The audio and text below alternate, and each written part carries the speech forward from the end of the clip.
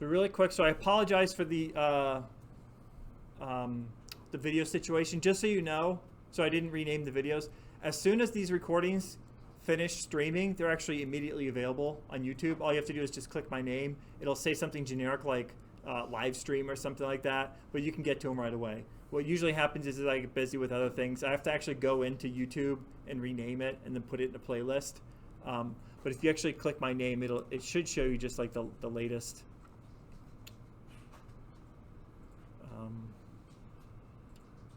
lectures.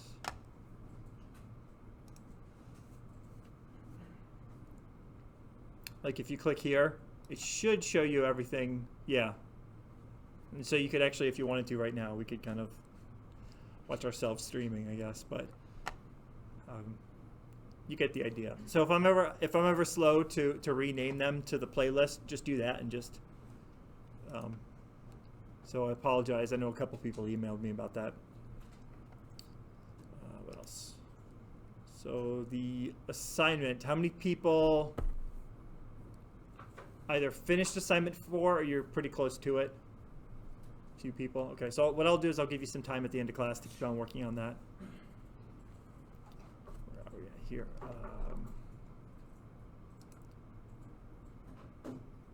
I can't remember. Did I grade assignment number 3? Yeah.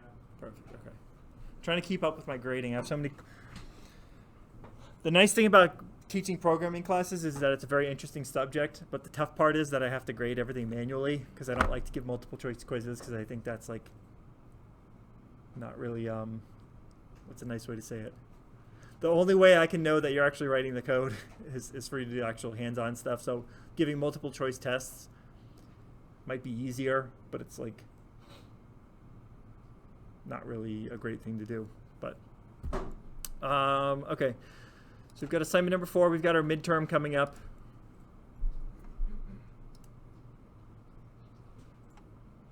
Oh, that's right. I remember the whole story behind this. Okay, so I'm not sure what happened here. Just an abnormally high number of people had like incorrect logic on your assignments. And usually, if there's like a small number of mistakes, usually that's just like standard. There's always going to be a small number of mistakes. If I notice that a lot of people are making mistakes, it usually means that like I explained something wrong or there was a misunderstanding of the assignment. So on that assignment, the shipping assignment, if you got below, so if you got less than 7 out of 8 points, I'll let you resubmit it for a few more points. Obviously you won't get a perfect, but if that applies to you, just go ahead and resubmit it, okay? I don't know if maybe some people kind of got like ahead of themselves and just try to do it a little too early or what exactly happened. But if you're in that situation, just go ahead and resubmit it. Oh, forgot about this. I don't know if I announced this. This is kind of interesting. I don't want to take up too much class time. Does anybody remember the days where Microsoft was like super anti-open source? This is like maybe like 10 years ago. So about 10 years ago, they hated open source. They hated every language that they didn't create. They basically just hated everybody else. They were just like this just mean company just going around just hating on people. And what's the guy's name? I want to say, is it Steve Ballmer? I think he had a lot to do with that. He left the company, and there's a new CEO, and I cannot, even if you told me, I probably could not pronounce his name. But there's a new CEO. He's been much more receptive to open source and other languages. So much so that like they have tools now like Visual Studio Code, which is open source and has support for a lot of languages.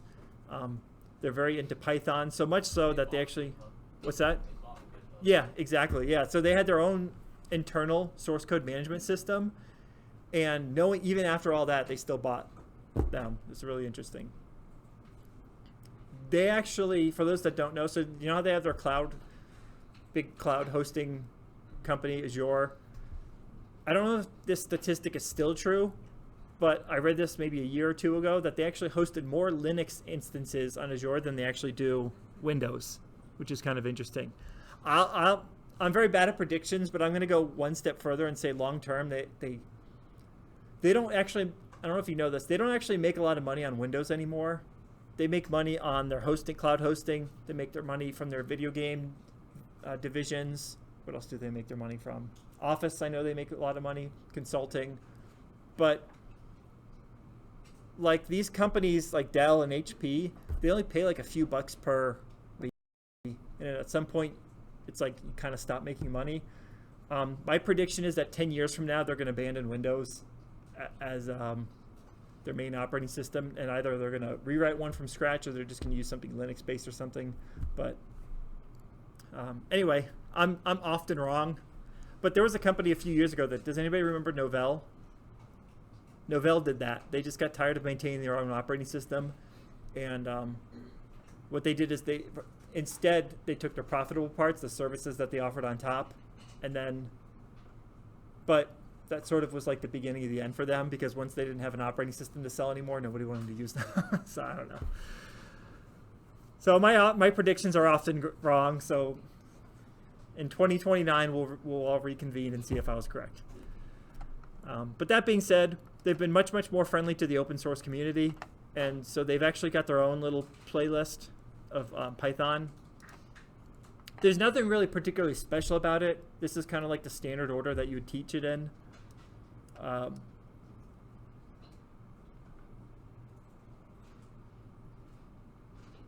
Some of this stuff is in a little bit of a weird order. Like, I don't know if I would introduce dates so early, but it's just one more resource.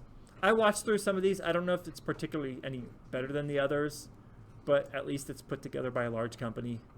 So it gives it some weight, I guess. There's been this whole, I remember when I learned to program, it was very difficult. It was like this mishmash of books and other online resources. Now today, there's just like some of these different online personalities that their whole career is just them recording programming videos. There's got to be at least 30 or 40 of them out there on YouTube right now that are popular. There's probably even more trying to make it.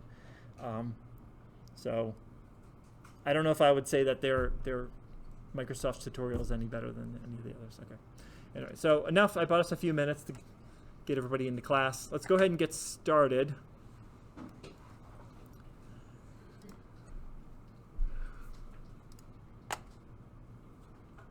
So what do I want to do here? Okay. So there's a little bit of some misunderstanding. Not misunderstanding, but like, I just want to make sure you're really solid on functions. And remember, this whole idea of a function is that we have inputs and we have outputs. And so I like to think of this analogy of a box. And on one side of the box, or even maybe like a factory or something like that, we put in inputs, something happens to it inside the box, and magically out the other side, we get some outputs. So did we do the add two numbers examples? Was that our introduction to it? Let's do that really quick, just so you get some practice. Okay, so to write a function, we use this keyword def. And we're going to make it kind of a useless function here, add two numbers. And unlike other languages, so the way we don't write return types in Python. What we do is we write this keyword def to let us know that it's a function. We create our own function name. Here we use what's called snake case. So rather than like using the other type is called camel case, where you use like the capital letters in between. Here we just put underscores. And then the names of our variables. And again, because we don't have to declare our types, we just, last time I called them A and B. Let's call them num1, num2. Doesn't really matter. Just like with our conditional statements, we indent. So that's how we know it's a part of the function. So previously, remember from your COP2030, you might do something like this with curly braces. Instead here, remember that with Python we use indentation. And so I could do something very simple like result is equal to num1 plus num2. And then I return the result. And remember I told you out the other side of that box, that's when we use this return keyword, this is the stuff that we get on the other side of the box.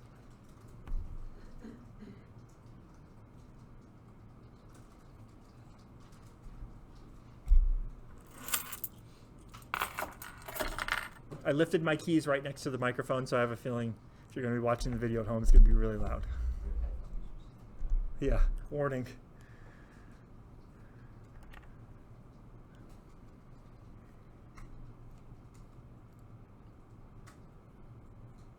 So we defined our function. We thought of that as sort of our blueprint.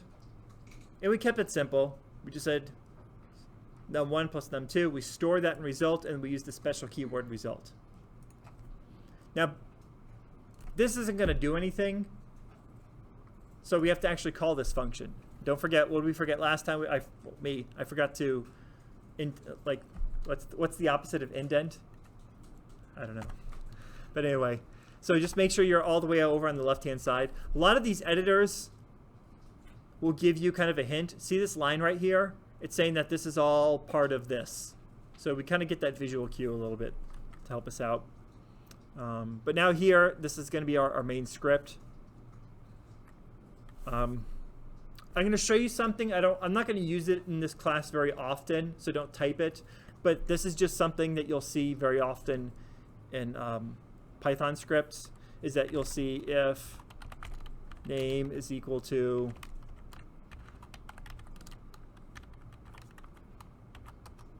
and then put some code here, print whatever. This is just like, remember in your C++ programs, like you'd have a main function. This is kind of like your main function. But I'm not going to me, the syntax is maybe a little bit confusing for somebody starting. In the real world, you'll probably write a lot of code like this, but I'm just gonna leave this out. We actually don't really particularly need to write a main function. We can just go ahead and put our code right here. Okay, it's not great practice. It has some downsides, but to keep life simple, we'll do that here. And so what we can do here is that we can say result is, or let's do this. We'll say total is equal to add two numbers. And we'll pass it some numbers, 2 and 11. And then we can print total.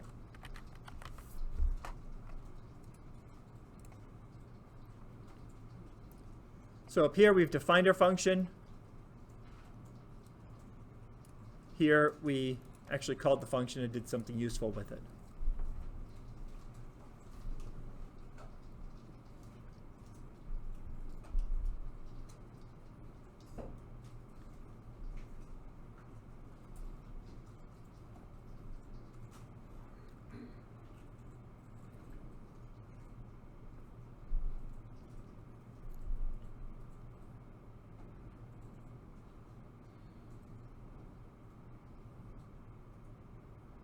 I had a function I'm thinking about writing, but it might be too mathematically complicated. How many people remember the distance formula from algebra?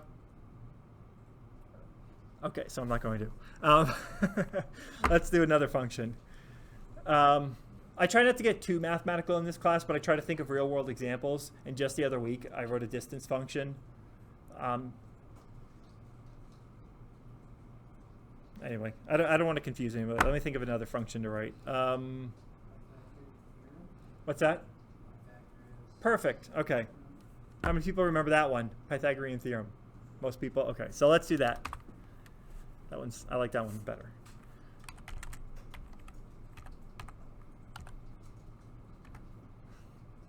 So we'll just call it this for short, because I don't know how to spell the full word Pythagorean.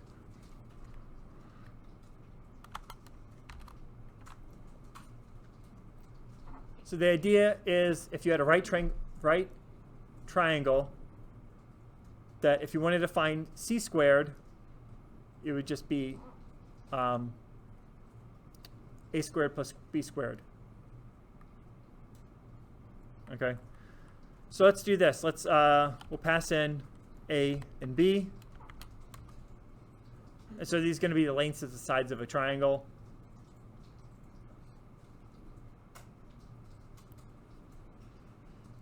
And this is actually, I'm going to start using this example from now on.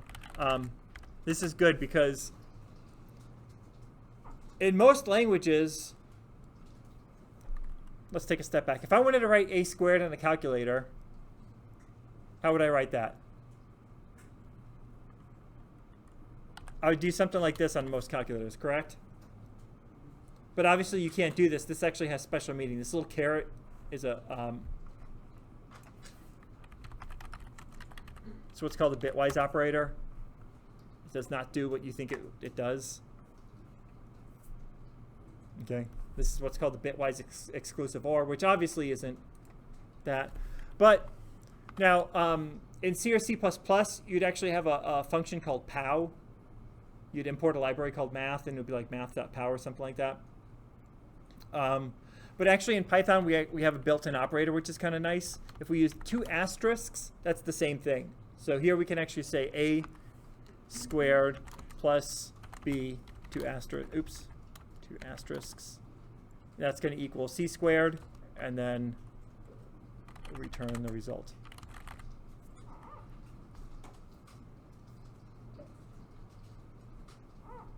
Now let's take it one step further.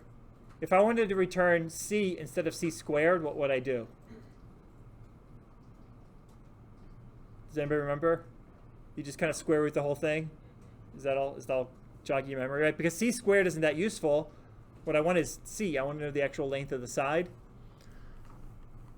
So what we can do is there's a special square root library. So we'll put this at the top. Usually, okay, so if you remember from COP2030, remember you do things like include string, include IOStream, things like that. If you wanted to include external libraries, we would have to use that include. In Python, it's called import. And so there's a whole math library that comes with the language that has all these very common math operations. And so what we do to use that is we type in import, and in this case, we want the math library.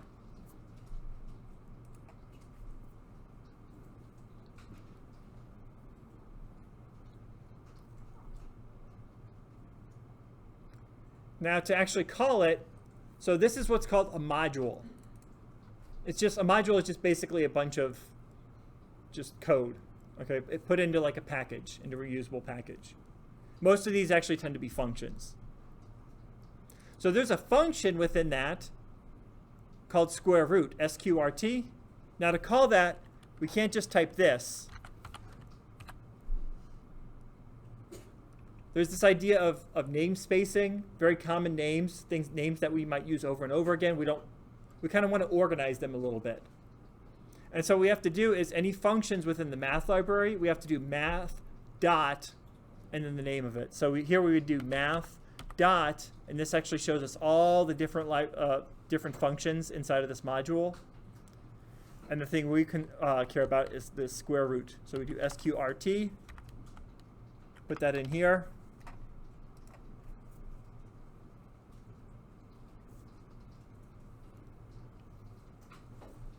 Yeah.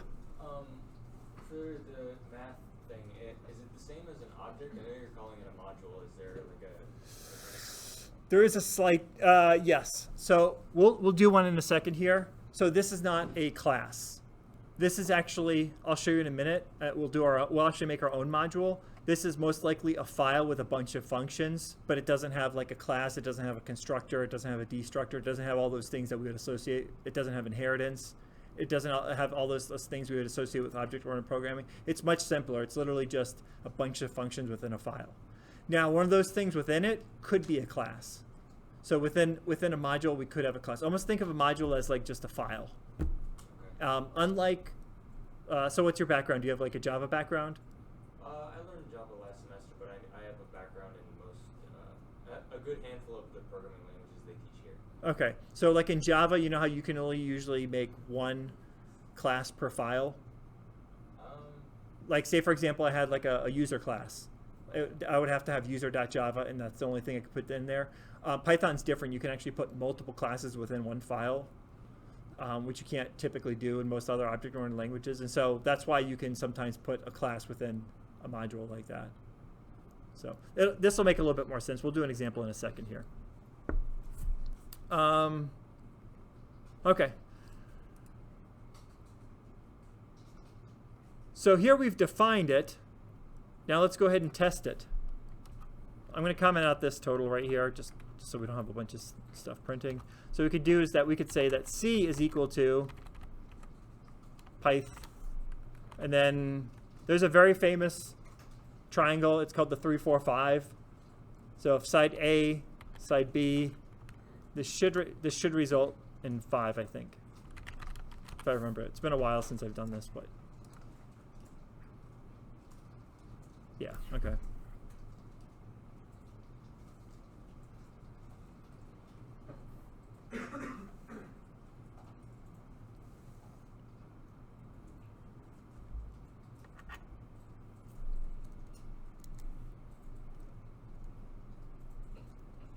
So now I want to briefly go over this idea of a module. So I'm going to go ahead and click Files over here. Let me get myself a little bit more screen here. So far we've got one file called main.py. Let's get into this idea of working with multiple files. This is not required for your assignment, but I want to kind of take away a little bit of this magic, this idea of import math. So let's go ahead and click the little add file. And let's just, we'll call it myutils.py. And say, for example, you just got a bunch of random functions. You put it in this file right here. And then it should, okay, and I guess that's how it works. Okay. So let's go back. So I'm going to click over here on main.py, and let's take this function that we just wrote, and let's put it inside of a module. So what I'm going to do is I'm going to right click, I'm going to cut it, and then I'm going to put it in this file, myutils.py.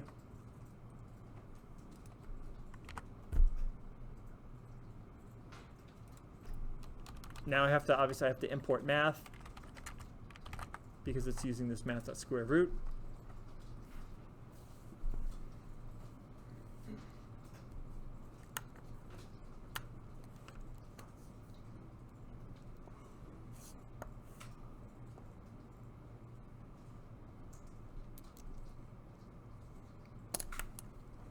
But now we go to call it, and it's disappeared. So the idea of a module is that now if I want to use it, I have to import my utils. We're not actually even using math anymore, so we could get rid of it if we want. I'll just leave it up there. And now to use this function, we would type in myutils.this.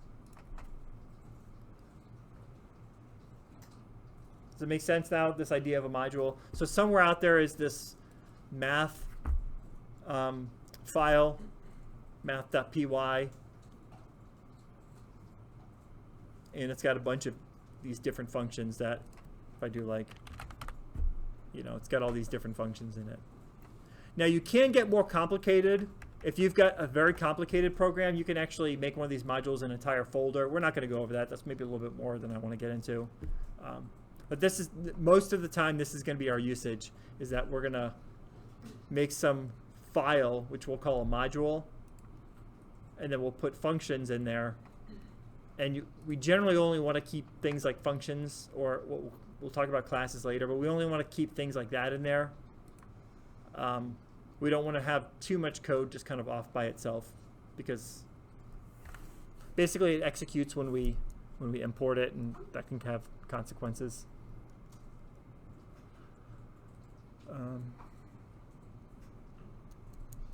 Okay, and then let's get some practice here. So under myutils, let's make another function.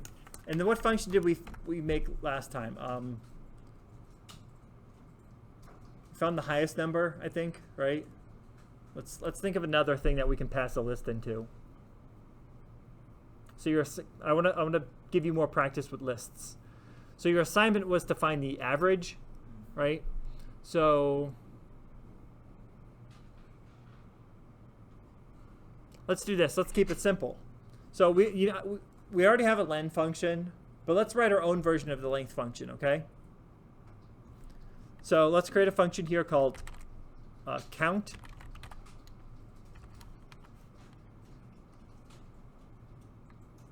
And to this count function, we're going to pass in my list.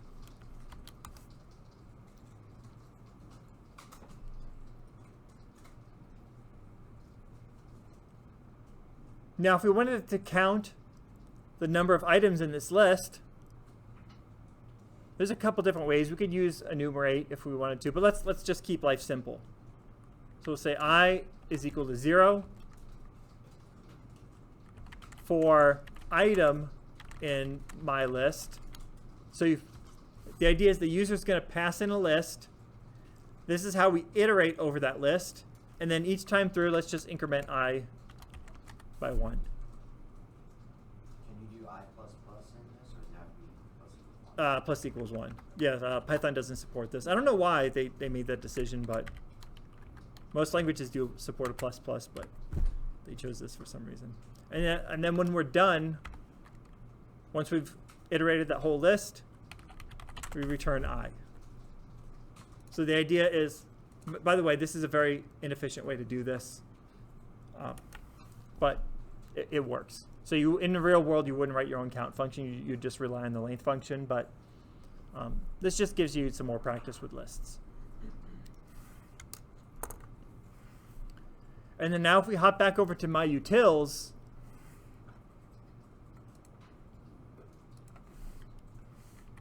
I'm just going to comment this out so we don't have a bunch of extra stuff.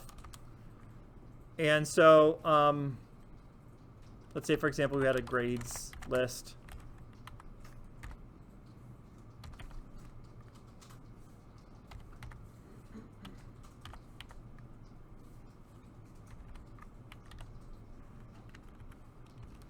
What we could do is we could say, okay, size is equal to, and then we can't just call count grades. What do we have to call? Because it's not in this file anymore. It's not in main.py. Where is it? myutils. Perfect. So we have to go myutils.count. And then we could print the size.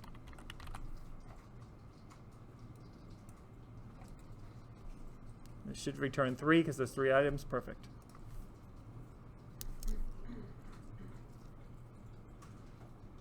Now you won't have to use a module, but in your assignment, but it's very common to take these things and kind of put them into different modules, especially as your program starts to get larger.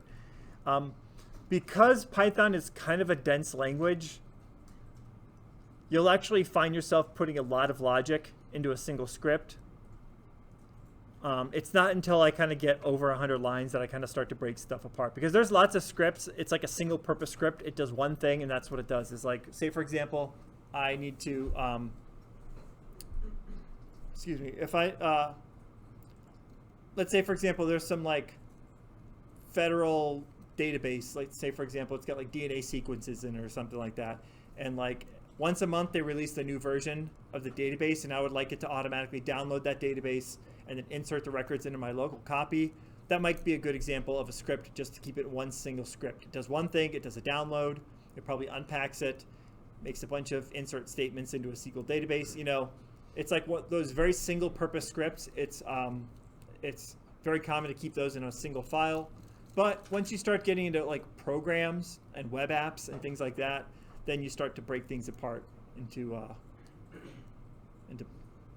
multiple things. And I realize this idea of a program versus script, it's kind of like a made up. It's usually by the size. You'll get the sense of when to break things up into modules. If it gets to where it's so large it's unmanageable, or it's starting to get unmanageable, then that's kind of when you start to break things up. One of the things that I try not to do is pre-optimize. It's this idea that you've got the whole program planned out in your head, and then, okay, well, I know I'm going to have these modules, I'm going to have it set up like this, and these particular functions, and then in practice, when you try to optimize ahead of time and organize up front a little too much, sometimes what you do is find yourself spending half the time on the organization, not on the actual coding. So usually what I like to do is like write some scripts, write some like, you know, some stuff that's kind of messy, make sure the logic works, make sure that the proof of concept is good, and then break that up into modules. And then, you know, from there, start to put stuff in modules. Well, the modules will start to get too large, and you know, I kind of have to. It's this idea. The general term is called refactoring. It's taking code that's maybe getting a little bit messy and unorganized, and then making it less messy and organized. Okay. So we talked about functions. Any questions on the assignment? Does everyone feel good about the assignment? Let's talk about dictionaries. And then, so we'll talk a little bit about dictionaries, and then I'll give you about let's say half an hour to work on your assignment. Make sure everyone's in good standing here.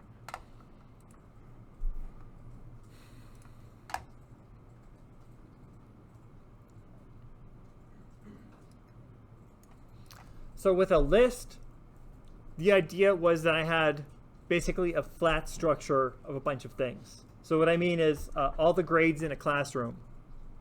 I could organize that into a list. I could go out to the parking lot and make a list of all the license plate numbers in the parking lot. It's basically usually going to be the same data type, and it's going to be to where you want to iterate over it, and you want to treat it as a collection of the same thing. There are some times where you want to kind of take like a variable-like structure and kind of have more control over it. So that's what we talk about when we talk about a dictionary. It's what we call key value pairs. So normally when I have a list of something, I don't really need to look up a specific instance of it. What I mean is all the grades in the classroom, say for example, we go back to our average algorithm. If I want to find the average grade on the midterm, I just take all the grades in the classroom, I loop over that, I add them up, divide by the number, and so on. I don't really need to look up, if all I'm concerned about is the average, I don't need to look up anybody in particular's average. And so because of that, we have this idea of indexing. Like I might have like grades 5. I don't know who's, and nor do I really care that much whose grade that is. And that's a good example of a list.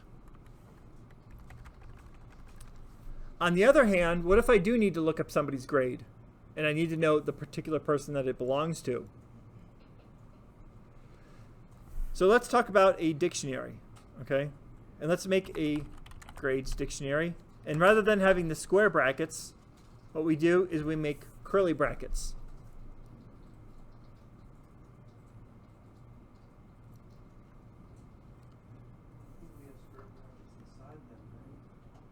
You can put lists inside of grades. Yeah, that's why it's such a versatile data structure. Is because you can actually start to put other things inside there. So what we do is this general idea of a key value pair. So let's say, for example, we've got a student named Alice. And on Alice's midterm, she got a 95.2 on the midterm. And the way we define this is that here we have a string. This is our lookup key. And then here's the actual grade. In other language, you might have seen this in a language like Java or other languages, like a hash map or something like that. They're all very similar data structures.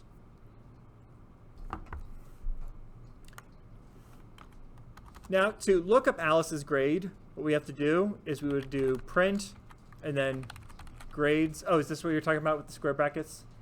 Yeah. So what we do is we do square brackets just like we would with a list, but then rather than putting like a number like 0 or whatever, we put our key, which in this case is Alice.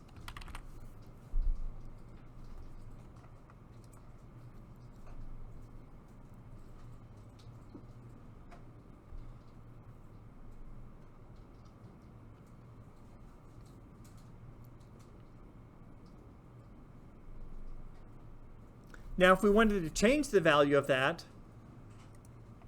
what we do is grades Alice, and say I made a grading mistake and Alice actually got a 97.2.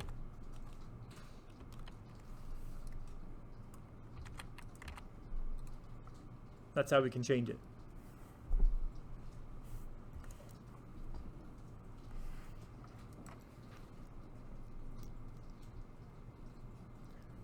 Now this is nice because we have a key to look things up. So if Alice approaches me at the end of class and says, what was my midterm? With a list, that's kind of tough because I don't have a key associated with it. All I have is the actual resulting midterm. Here, I actually have a key associated with it. Now, the question you might ask is, when do you use the lists? When do you use dictionaries? It'll usually feel pretty natural which to use. If you need to key something, if you have a lookup key, you'll just default to a dictionary.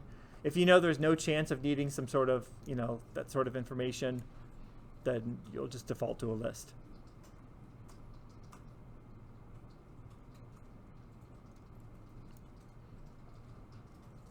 Now, right now, we only have one person in here. What if we wanted to add multiple people? We comma separate it. And so say we have Alice and Bob.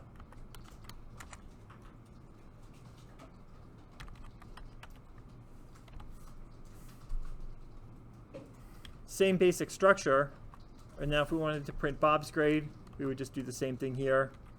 And just say, let's instead Alice, let's just go ahead and print Bob.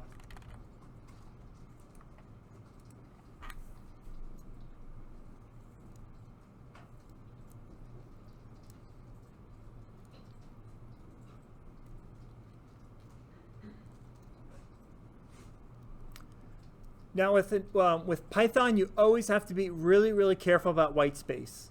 Anytime I just randomly hit the enter key, I always have to kind of really think about it. Is this the best thing, the best decision? So there are a lot of things that you can't break up into multiple lines. So don't do this, but I'm going to try to break up line number 3 into multiple lines, and it's probably going to give me an error. Oh, actually it didn't. Let's break it up at a different spot. Let's say I try to break it up here. Hopefully this gives me an error. No, it didn't. It's hard to fool with these days. But there are a lot of instances where you have to be very careful about spreading things across multiple lines. Dictionaries are not. Dictionaries we actually get kind of lucky, because imagine if you had 10 things in here. It would just, on a single line, it would get unreadable very quickly. So usually this is kind of how we work with dictionaries, is we do this. Is that each item we give its own line. Makes it a little bit more readable. It still runs the same.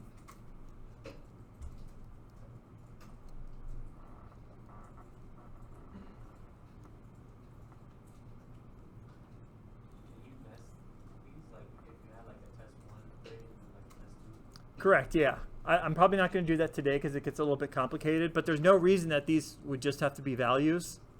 So let's say, for example, so don't do this, but you could actually do this, something like this. Like you could have, like, say that was the midterm and then this is the final. You could actually have this point to a list. Or if you wanted to, you could have it point to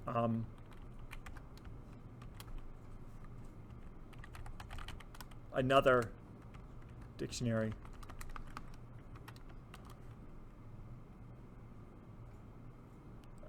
I don't want to get overly confusing. We'll talk about that next class. But these things actually, has anybody ever heard of a data structure called JSON, JavaScript object notation? These dictionaries and lists actually mimic JSON very, very, very closely.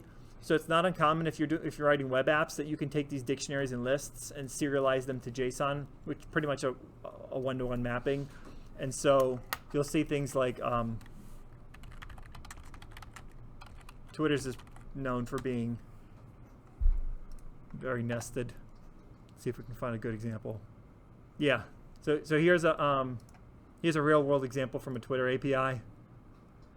So they have the key, the value. This is simple. This is a date. But then we start getting into user. User gets a little bit more complicated because then the user could have an ID, and an ID could point somewhere. But then with an individual tweet, we have entities, and then that can be a list of hashtags. And so you get the idea. These things can get very complicated very quickly, but you'll get used to them. It's just like anything else. You just get used to how they work. How would you parse it through? Because if you were to download a file like that on Python, you would download it as all as string. Correct. Yeah. There's a library.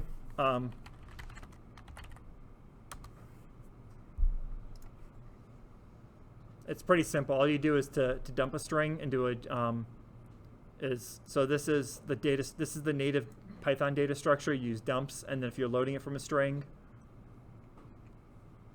you'd use this. So see how it's a string right here, and then it's able to turn that into a native Python data structure. Okay, but we'll keep it simple for today. We just have our simple dictionary with the two names. Now, with our list, remember we had the append method. With dictionary, we don't even need to do that. If I wanted to add, say we have Alice, Bob, and then Charlie. To add Charlie, all we'd have to do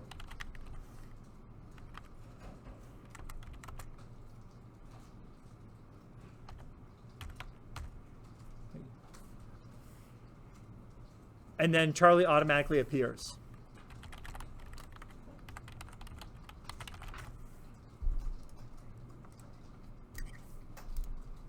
So it's not like we need to call a special method called append.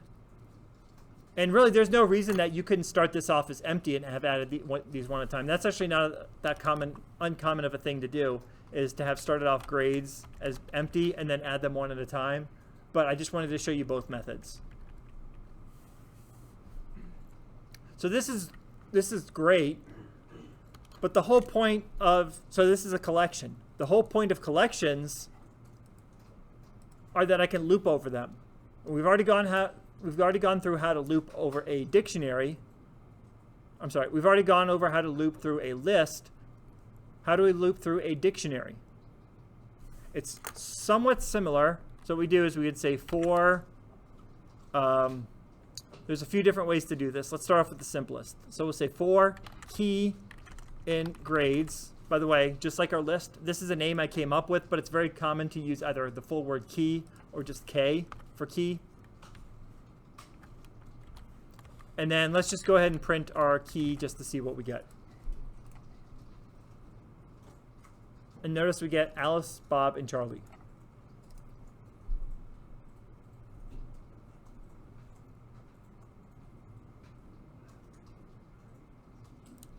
Exactly. So now the question is, knowing the key, how do we actually get the grade? What do you think we do? We actually put the key back in grades. Exactly. So we can do this. We can do grades and then put our variable key inside of here.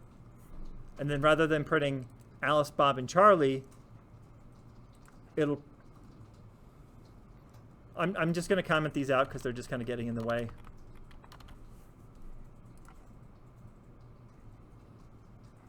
Okay, so that's method one. If we want to get both at the same time, we can actually do this. We can just do key, comma, val. And so we still get key, but now we actually get the value as well. Oh, sorry, we have to call... Hold on. I hate having to look up stuff in class, but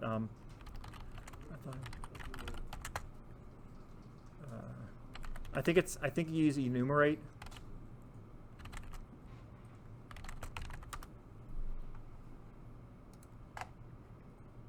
It's the great thing. Or I think I call items. Let's try calling the items.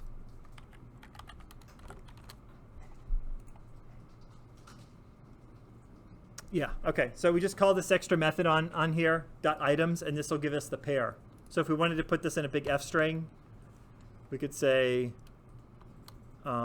student, and then put in key, and then grade, val,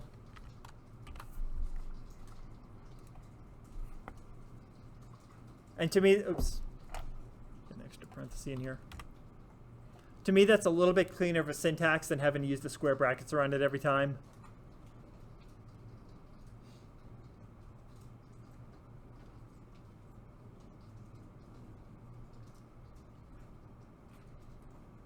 But you could use the original version too. And just so you have it for reference, I'm going to put the original version. So I'm going to say for key and grades. So I'll have both here just so you have the... Just have it for reference. And so now here we run into a problem. So what we'd have to say is that val is equal to grades key. Okay.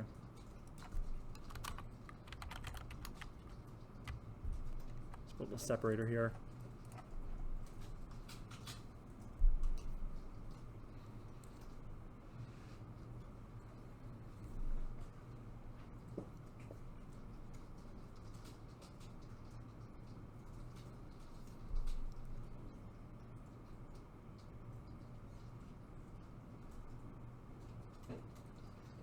And since this is your assignment, let's go ahead and get a little bit more practice with that average algorithm. So again, if I wanted to find the average of all the grades, I add them all up and then divide by the total.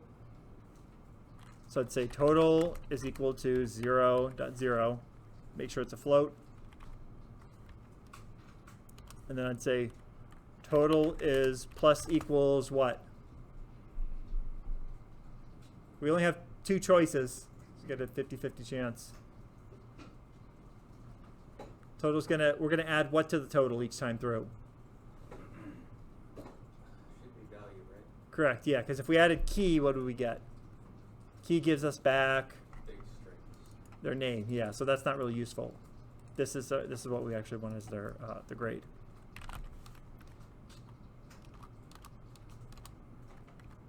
And then the average is going to be the total divided by, and we can actually call it the length, and what this does is actually gets the number of keys back, so this actually works. So we could call the length of grades.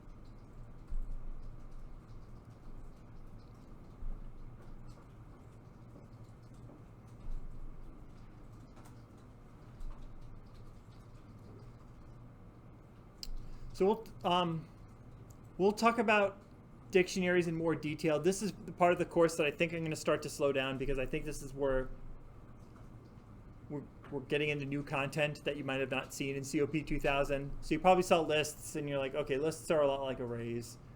But dictionaries are probably not like anything most people have seen. Even if you've taken other classes, I don't think most other classes, how many people, show of hands, have seen something like this, like a dictionary in one of their other classes? Anybody? Okay. So this might be a little bit new. And then next we're going to get into some more complex data structures. So here's where we'll kind of slow it down a little bit. And we'll, rather than sort of treating it as review material, I'm just going to assume that a lot of this is new from here on out. Okay. So I'll give you the next little less than a half an hour to work on your assignment. One quick thing.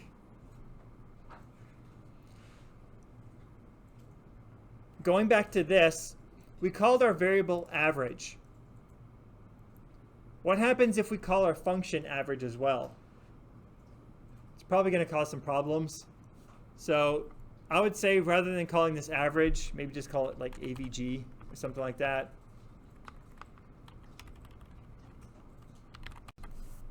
I should have thought of this when I created the assignment. I didn't notice until a couple people asked me about this. But just keep in mind we have this idea of name collisions. And if you name your function a name and you name a variable the name, it's not going to really know which is which. And so oftentimes you'll get things overriding each other. So it's a good idea not to usually make your function names and variable names the same, because in Python it does cause problems. In other languages you can get away with it because you declare variables and declare functions differently. But here it can cause some problems. So maybe just rather than the full word average, call it AVG. And that way when you make your function, you can call it the full word average. Any questions on the details of this, of assignment number 4? Okay, so let's do this. I'm going to stop streaming here.